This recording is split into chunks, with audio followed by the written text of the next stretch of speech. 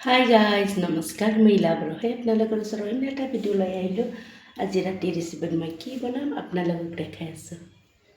ভাগৰ লাগিছে মানে বনাব মন নাছিলে, তথাপিও বনাওঁ। কণী আলু ভাতৰ ওপৰত দিম, এইটোৱে বনাম। পিটিকা বনাম, কণী আলু দি পিটিকা বনাম, তাৰপিছত এটা এটা কণী খাম। দুটা কণী পিটিকাত দিম আৰু আমি দুটাই এটা এটা খাম।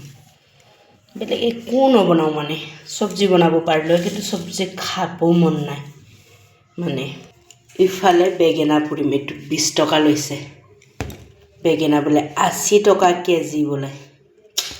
এটাই আনিছোঁ, পুৰি খাম। লগত বন্ধাকবি আনিছোঁ আৰু আলু 2 কেজি আনিছোঁ, লগত 1 কেজি পাঁচমুখীয়া কচু যে সেই আনিছোঁ, কিন্তু একো খাব মন নাই, নবনাওঁ।